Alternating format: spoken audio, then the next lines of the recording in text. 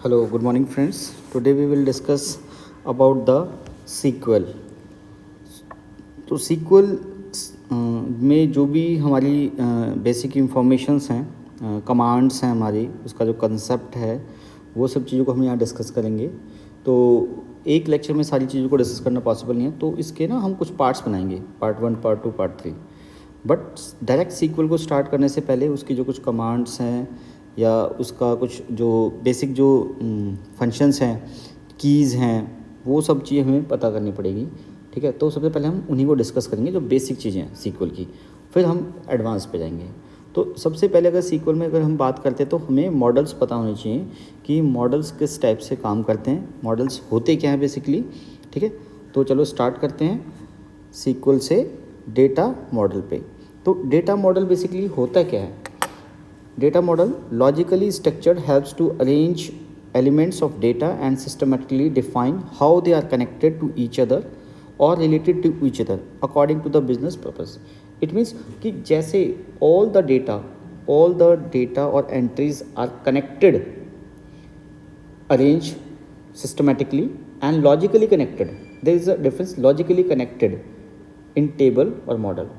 तो सबसे पहले हम क्या कहते हैं, डिफाइन करेंगे उस चीज़ को कि हमारा जो डेटा है, वो जो टेबल है, हमारा मॉडल है, उसमें कहाँ कहाँ पे किस तरीके से, किस पैटर्न से हमने उसको रखा हुआ है, फिर हमने उसको कैसे कनेक्ट किया हुआ है। ठीक है, बिकॉज कनेक्शन जो होगा वो फंक्शंस के अकॉर्डिंग होगा कि हर एक जो एलिमेंट है हमारा, रो है या कॉलम है, तो वो किस फंक्शन के अकॉर्डिंग हमने उसको अरेंज किया, क्योंकि तभी वो लॉजिकली कनेक्टेड होगा। आप उल्टा सीधा कुछ भी डाल देंगे तो वो जो मॉडल है वो वर्क नहीं करेगा। एग्जैक्टली तो हमें फंक्शंस के अकॉर्डिंग कनेक्ट करेंगे और फिर उस पर टास्क परफॉर्म करेंगे, और उस जो टास्क है हमारा, जो डेटा मॉडल का बेसिकली है, जो टास्क जो होगा वो हमें देगा इंफॉर्मेशन, इनसाइट्स देगा हमारे बिजनेस को ग्रो करने के लिए, रिजल्ट्स देगा हमें।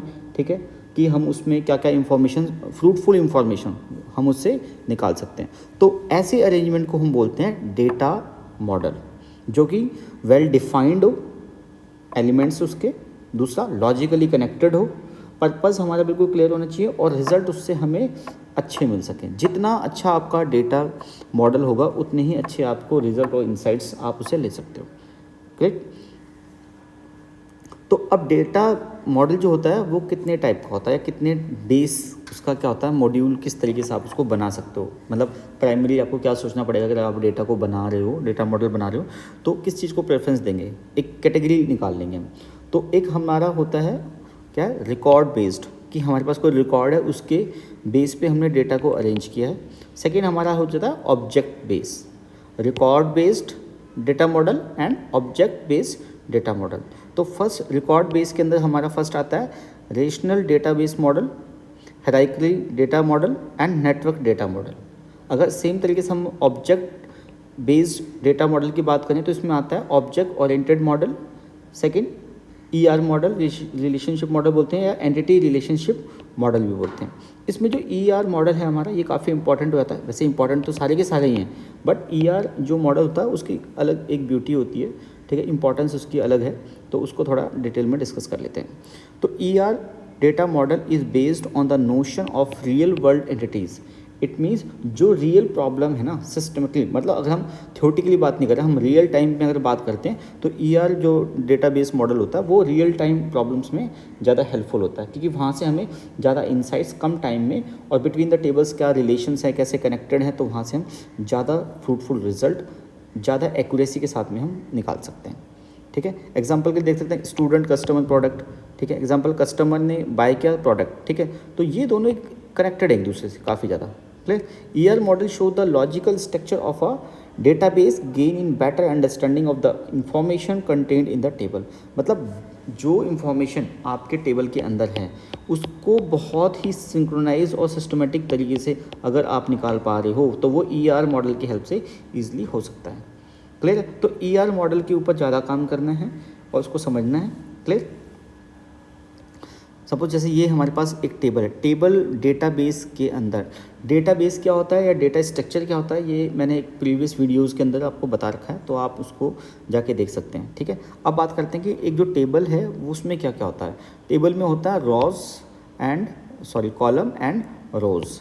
तो यहाँ पे कॉलम और रोज़ होती हैं टेबल के अंदर, और ये बहुत सारी रोज़ और बहुत सारी कॉलम्स को अगर हम कनेक्ट कर देते हैं तो उसको हम बोलते हैं टेबल, ठीक है। और एक टेबल के अंदर बहुत सारी एंट्रीज़ फिल कर सकते हैं, और वो जो एंट्रीज़ होंगी वो क्या होंगी, एक दूसरे से यूनिक भी हो सकती हैं और सेम भी हो सकती हैं, depends on the data type. Clear. तो टेबल में जो रिकॉर्ड्स होते हैं उसको कैसे करते हैं, each row in a table is a record. जो रो होगी हमारी वो रिकॉर्ड को हमारी मेंशन करेगी, और कॉलम के अंदर क्या होगी हमारे एट्रीब्यूट्स। कॉलम्स में क्या होते हैं एट्रीब्यूट्स, और रोज़ में क्या होते हैं हमारे रिकॉर्ड्स होते हैं, ठीक है। अब स्कीमास क्या होते हैं, स्कीमास ये बहुत इंपॉर्टेंट चीज़ है। स्कीमा क्या होता है कि हमारा एक्चुअल जो डेटा है वो कहाँ पर है, कैसे है, ठीक है, उसको कैसे आप कॉल करोगे, वो चीज़ें स्कीमा, ठीक है, डेटाबेस के अंदर। तो दो तरीके का होता है, एक होता है physical schema and logical schema. Physical schema is a actual storage of data.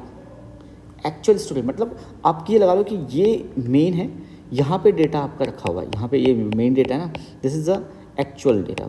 But मैं अगर इसको यहाँ पे कहीं पे भी रिमोट एरिया में एक्सेस कर रहा हूँ, मैं इसको देख सकता हूँ, लेकिन मैं आपको यहाँ पे व्यू करने की फ्रीडम है, बट आप इसको एक्चुअल में कनेक्ट नहीं कर सकते, ठीक है। एक्चुअल में आप उस पर काम नहीं कर सकते, बट आप व्यू कर रहे हो उसको, ठीक है। तो वो फिजिकल डेटा नहीं होगा आपका, ठीक है। Logical data, logical constraints, integrity constraint and views and tables, जहाँ पे आप लॉजिकली कनेक्टेड करें स्कीमा को, वो हमारा लॉजिकल स्कीमा होता है, ठीक है। की क्या होती है, बहुत इंपॉर्टेंट चीज़ है कीज़। सीक्वल के अंदर, एसक्यूएल के अंदर जो कीज़ होती हैं उनका रोल बहुत ही ज़्यादा इंपॉर्टेंट है, और अगर आप इस चीज़ को मिस कर देते हो तो आप connections between two tables, three tables और डेटा को कॉल करना, ये चीज़ें बहुत इम्पॉसिबल है। अगर कीज़ आपको नहीं पता, आप कीज़ के बारे में नहीं पता लगा रहे, या कीज़ पे काम नहीं कर रहे, या की को जो कमांड है उसको आप इम्प्लीमेंट नहीं कर पा रहे हो, ठीक है। तो उससे पहले इम्प्लीमेंटेशन में पहले देखना पड़ेगा कि की होती क्या है और कितने टाइप्स की होती हैं, और हर एक की का अलग अलग पर्पज़ है। यहाँ पे हम ब्रॉड एरिया के अंदर बात करेंगे, इंडिविजुअली की के ऊपर अलग से एक चैप्टर बनाएंगे, वीडियो बनाएंगे, उसमें हम इनको ब्रॉड और डिटेल्ड वे के अंदर समझाएंगे, क्लियर। बट यहाँ पे अभी हम क्या ओवरऑल व्यू देख रहे हैं, तो इसमें आप सिर्फ हम ये देखेंगे की होती क्या है, कौन सी की क्या करती हैं। A key is a data item to uniquely identify a record in a table, ठीक है। Uniquely identify record in a table, table के अंदर क्या करता है, जो रिकॉर्ड्स हैं वहाँ पे रिकॉर्ड्स से हमें कुछ डेटा लेके आना है, कॉल करना है, इंफॉर्मेशन करनी है, उसके लिए कीज़ हमारी हेल्पफुल होती हैं, ठीक है। और की कितने टाइप्स की होती है हमारी, first candidate key, primary key, foreign key, unique key और अल्टरनेट की। यूनिक की में क्या होगा, similar to primary key but not contain null value, ठीक है। नल वैल्यू का यहाँ पे क्या मतलब है कि आपको कोई ना कोई वैल्यू देनी पड़ेगी, नल वैल्यू ज़ीरो मतलब खाली आप उसको नहीं छोड़ सकते, ठीक है, उसको बोलते हैं unique key. SQL use to communicate with database,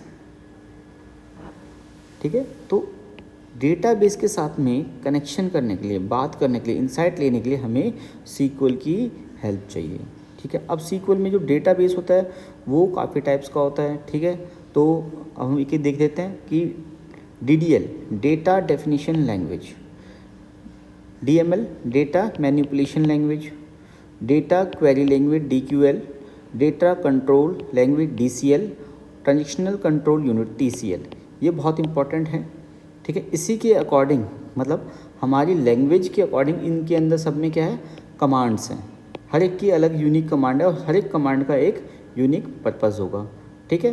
तो अब सीक्वल के अंदर कितने टाइप्स की कमांड्स हैं और कौन सी कमांड किस कैटेगरी में लाई कर रही है, इधर it will lie in a DDL, DML, DSQL और DCL और TCL, किसी में भी वो लाई कर सकती है, बट इसकी जो कमांड्स होंगी वो इसकी के अंदर काम करेंगी, इसमें काम नहीं करेंगी, ठीक है। तो आपको याद रखना है कि अगर आप कोई कमांड इंप्लीमेंट कर रहे हो तो वो कहाँ पर लाई कर रही है, उसी के अकॉर्डिंग वो फंक्शन आपको रिजल्ट्स आपको देगी, क्लियर। चलो तो अब बात करते हैं टाइप्स ऑफ सीक्वल कमांड, ठीक है। तो इसमें फर्स्ट क्या होता है, DDL command, second DQL command and DML command. तो डेटा डेफिनेशन लैंग्वेज के अंदर आता है आपका क्रिएट, ड्रॉप, ट्रंकेट, अल्टर और रीनेम। तो ये जो पांचों की पांचों कमांड्स हैं, क्रिएट, ड्रॉप, ट्रंकेट, अल्टर और rename, lies in a DDL language, ठीक है। Data definition language. Data manipulation language में आएगा आपका इंसर्ट करना, अपडेट करना और डिलीट करना। अगर आपको इंसर्ट करना है तो इंसर्ट कमांड करेंगे, अपडेट करना है डेटा को अपडेट कमांड से, और डिलीट करना है तो डिलीट कमांड से। और डेटा क्वेरी लैंग्वेज DQL के अंदर आप करते हैं सेलेक्ट, ठीक है। क्रिएट करने आपको डेटा क्रिएट करना है तो क्रिएट आएगा, बट क्रिएट लाई कर रही है हमारी DDL के अंदर। ड्रॉप करना है डेटा को, ट्रंकेट करना है, अल्टर करना है, रीनेम करना है, तो वो सारा आ जाएगा DDL में। तो इसमें कमांड्स ज़्यादा हैं और इसकी एप्लीकेशन भी है, बट इंपॉर्टेंस सबकी है, ऐसा नहीं कि ये कम है या वो ज़्यादा है, ठीक है। तो हमें जो कमांड करनी है सब्जेक्ट के ऊपर, तो हमें तीनों टाइप्स की लैंग्वेज पे कमांड होनी चाहिए, DDL, DML और DQL। क्लियर? चलो अब DDL डेटा डेफिनेशन लैंग्वेज में होता है बेसिकली क्या, वो सर्वर डेटाबेस जो होगा सर्वर पे, वो वहाँ से डेटा लेगा। डेटाबेस के अंदर क्या होंगे, बहुत सारे टेबल्स होंगे, टेबल्स में क्या है, कॉलम एंड रोज होंगे, ठीक है। देखो जो डेटा है वो सर्वर से आपने क्या करना है, डेटाबेस सर्वर जो है वहाँ से आपने डेटा को देखना है। अब डेटा के अंदर क्या होगा, टेबल्स होंगी बहुत सारी, और टेबल्स में क्या है, रोज एंड कॉलम्स है, और रोज एंड कॉलम्स में क्या है, हमारा डेटा और इन्फॉर्मेशन है, ठीक है। डेटा मतलब इन्फॉर्मेशन हमारी, ठीक है। तो DDL is use to create new schema and modify and existing one. मतलब DDL की हेल्प से आप नया स्कीमा हमने भी पढ़ा था ना ऊपर कि आपका क्या होता है, एक फिजिकल स्कीमा था और एक लॉजिकल स्कीमा था।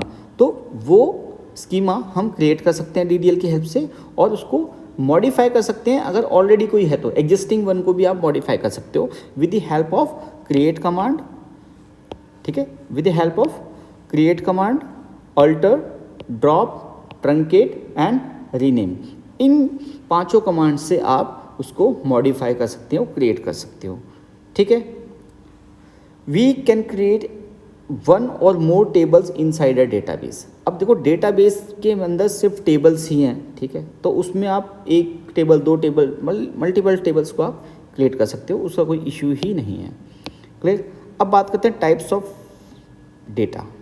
डेटा कितने टाइप का आपका, न्यूमेरिक है डेटा आपका, फ्लोट नंबर है आपका, स्ट्रिंग्स है, डेट एंड टाइम है। क्लियर? अब एक चीज़ और यहाँ पे इंपॉर्टेंट है कि अभी जैसे आप जब कमांड्स के साथ काम करते हैं ना, तो डेटा के साथ काम करते हैं, तो जो भी आप नोट कर रहे हो, राइट कर रहे हो, कोड कर रहे हो, कुछ भी कर रहे हो, तो वो क्या करें, एक स्पेस आपका लेगा। हर डेटाबेस जो भी आपकी एंट्री है वो क्या कर रही है, स्पेस ऑक्यूपाई कर रही है, तभी आप उसको देख पा रहे हो।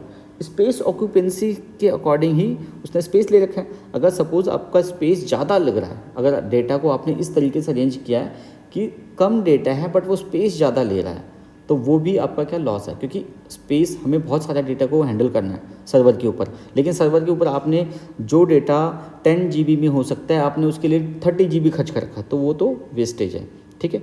तो इसलिए डेटा को जब हम मेंशन करेंगे ना, कॉल करेंगे, तो उसमें उसके बिट्स को हम मैनेज कर सकते हैं, ठीक है। तो कितने टाइप से डेटा होगा, numeric data, floating data, string, date and time. तो न्यूमेरिक में आता है tiny ints, integer, smaller int, medium int, big int और बिट। तो हर एक जैसा टिनी इंट है और मीडियम इंट है, इन दोनों एंट्रीज को अगर आप कनेक्ट करते हो या इन दोनों को अगर आप अपने अप्लाई करते हो, तो दोनों का जो स्टोरेज कैपेसिटी है, स्टोरेज कैपेसिटी जो है दोनों की, वो डिफरेंट है। तो अगर आपका डेटा कम है तो आप टिनी में जा सकते हो, मीडियम या बिग में जाने की ज़रूरत नहीं है। सेम फ्लोटिंग नंबर जो आपका डेसिमल हो सकता है, फ्लोट हो सकता है या डबल हो सकता है। स्ट्रिंग्स, कार, वारकार, बाइनरी, वार्क binary, blob, text, examine and set. तो जैसे हम वारकार का एग्जांपल लेते हैं, सपोज हमें कोई सिटी का नाम लिखना है, कुछ नाम लिखते हैं, तो हम करते हैं VARCHAR और मैंने ब्रैकेट करके यहाँ पे डाल दिया 20। इट मीन्स ये 20 अल्फ़ाबेट्स को ले लेगा, ठीक है। डेट एंड टाइम में क्या होगा, उसका फॉर्मेट क्या है आपका, डेट एंड टाइम का फॉर्मेट क्या है, टाइम स्टैम्प्स एंड ईयर्स में, ठीक है। जैसे सपोज मैंने यहाँ पे एग्जांपल देखा, पहले आपने ईयर लिखा, फिर मंथ, फिर डे, फिर hours, minutes, seconds, year, month, day, hours, minutes, second. तो वो फॉर्मेट भी आप लगा सकते हैं, ठीक है।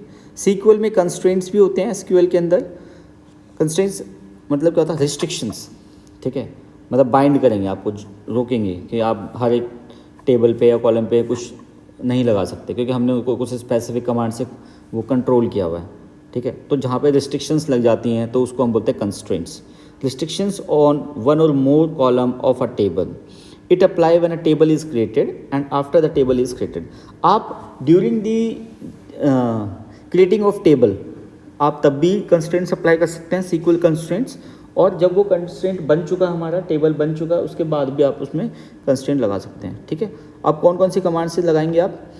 आपका unique not null command, unique, primary key, default, check, foreign key, index. तो इन तरीके से ये सारे के सारे क्या आपके कंस्ट्रेंट्स हैं, not null, foreign key, index, unique, check, primary, default. Not null constraint enforce a column to not accept null value. Not null बहुत इंपॉर्टेंट चीज़ है आपकी, ठीक है, नॉट नल वैल्यू को नहीं लेगा वो, ठीक है। Unique constraints ensure that all values in a column are different. Unique का मतलब भी वही है, यूनिकनेस आ जाएगी। तो उसमें क्या कि एक कॉलम की वैल्यू दूसरी कॉलम से मैच नहीं कर रही है या सेम नहीं हो सकती है, ठीक है, यूनिक रहेगी वो अपने आप के अंदर। प्राइमरी की एंड यूनिक प्रोवाइड यूनिकनेस। जो प्राइमरी की है हमारा वो भी यूनिक होता है और यूनिक भी यूनिक है, ठीक है। प्राइमरी की क्या था? Table can have only one primary key. एक टेबल में एक प्राइमरी की है and one in the table. The primary key can consist of a single और मल्टीपल कॉलम। एक या एक से दो कॉलम ले सकते हैं। फॉरेन की क्या होगा? Is a key use to link two tables together. दो टेबल्स को अगर आपने ज्वाइन करना है तो आप with the help of foreign key से कर सकते हैं। Foreign key is a field in one table that refer to the primary key in another table. एक दो टेबल्स हैं तो यहाँ से यहाँ पे कनेक्शन करने के लिए आपको फॉरेन की चाहिए। Clear? Foreign key is called a child table और candidate key reference to the parent table. ये याद रखना आपको, ठीक है। सपोज एक एग्जांपल लेते हैं। एक हमारे पास पर्सनल इंफॉर्मेशन का टेबल है, एक हमारे पास ऑर्डर इंफॉर्मेशन का टेबल है। तो पर्सनल इंफॉर्मेशन में क्या होगा? हमारा कस्टमर है, उसकी आईडी होगी, उसका नाम होगा, कंट्री होगी, सिटी होगी, या और ऑर्डर है तो क्या होगा? ऑर्डर नंबर होगा हमारा, कस्टमर आईडी की, किस कस्टमर ने किस ऑर्डर नंबर को खरीदा है, ठीक है, वो चीज़ें। तो इन दोनों को हमने किससे कनेक्ट किया? प्राइमरी और फॉरेन की से हेल्प से हमने इसको कनेक्ट कर दिया। अब कैसे करेंगे ये? सपोज अगर हम क्वेरी लिखते हैं सपोज, तो क्रिएट टेबल किया हमने, एक नया टेबल बना रहे हैं सपोज, ठीक है। उसमें क्या होगा?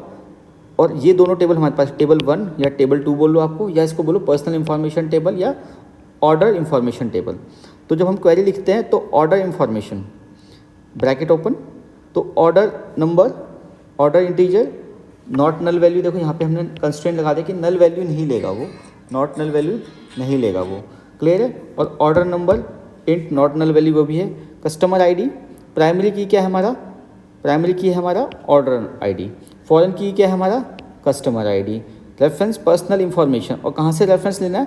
पर्सनल इंफॉर्मेशन और कस्टमर आईडी से। क्लियर? तो ये क्वेरी लिखी जाएगी हमारी टेबल को कनेक्ट करने के लिए। क्लियर? ड्रॉपिंग डेटाबेस क्या होता है? Is use to drop an existing sequel database. अगर आपको डेटाबेस खत्म करना है, उसको ड्रॉप करना है तो ये, और क्वेरी क्या होगी? ड्रॉप डेटाबेस और डेटाबेस का नाम। सपोज पर्सनल इंफॉर्मेशन का हमने टेबल यहाँ पे लिख दिया तो वो हमारा डेटाबेस हट जाएगा। ड्रॉपिंग टेबल को हटाने के लिए, एग्जिस्टिंग जो टेबल है उसको हटाने के लिए सेम ड्रॉप टेबल का नाम लिख देंगे, कोई भी जो जिस नाम से भी आपने टेबल को सेव किया हुआ है, ठीक है। ट्रंकेट क्या होता है? Truncate table delete the data inside a table but not the table itself. Truncate से क्या होता है? जो टेबल के अंदर जो डेटा है आप उस डेटा को डिलीट कर सकते हो, लेकिन जो टेबल है आपका, टेबल आपका डिलीट नहीं होगा। टेबल के अंदर जो एंट्रीज़ हैं वो डिलीट हो जाएंगी। Clear?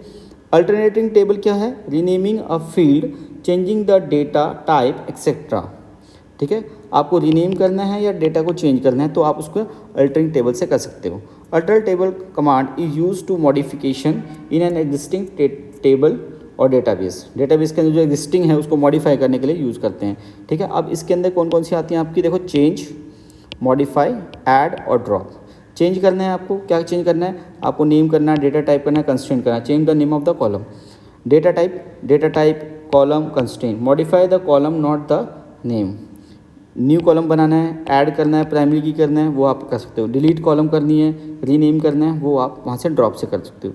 Rename command, change the name of the database does not lose data with in database. Rename में आप नेम चेंज कर रहे हो, लेकिन नेम चेंज करने से जो डेटाबेस ऑलरेडी था उसका नाम चेंज होगा, नेम चेंज हो जाएगा, लेकिन उसका डेटा जो है वो डिलीट नहीं होगा, चेंज नहीं होगा। क्लियर है? तो आज के लेक्चर में सिर्फ यहीं तक करेंगे। क्लियर है? नेक्स्ट टाइम मिलते हैं, इसके आगे का जो टॉपिक्स बच गए हैं उनको करेंगे, ठीक है? तब तक के लिए थैंक यू सो मच, आपने लेसन को सुना, ठीक है? आप अपने फ्रेंड्स के साथ में इसको शेयर कीजिए, लाइक कीजिए, सब्सक्राइब करें चैनल को। Thank you so much.